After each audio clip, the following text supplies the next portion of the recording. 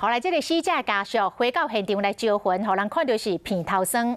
6个死者当中有一对翁仔某是开火锅店的，因特别休困，甲人去游览，想袂到坐到这台出代志的游览车，这个太太当场来死亡，翁婿送病院抢救嘛救无倒来。 因的后生真悲伤，这个上届召回罹难者才21岁，还阁咧读大学，本地是爱上课，因为要陪伴爸爸妈妈，所以专工来请假，想袂到拄到死劫。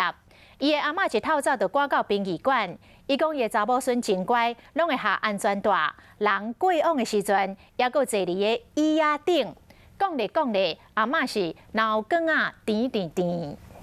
啥这么快？我真不。前一暗接到消息，阿嬷真着急，伊伫到过工一透早到殡仪馆，想到宝贝查某孙目血目屎直流。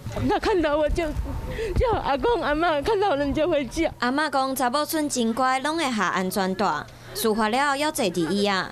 21岁姓卢的女大生是6位死者当中上细汉的，另外一对翁仔某拢过身，嘛互后生无法度接受。 他也要让他发泄一下，因为这个要是我们也不能接受啦。这场重大意外，圣母病院收8位病人，其中一对翁仔某先生严重骨折，太太嘛要伫加护病房。还算蛮严重，脸部也有挫伤，所以目前只是脑部的减压做完，但是还没完全清醒过来这样。另外一间破的病院收上济病人，重症就有6个。有2位是因为包括有一个颜面骨的开放性骨折。 还有一个头皮的一个大的一个撕裂伤，这个流血比较严重。欢喜出去佚佗，却无法度平安回去厝内。其他乘客有会轻伤出院，那伫现场的物件，拢交互警方集中了后，才统一送回去。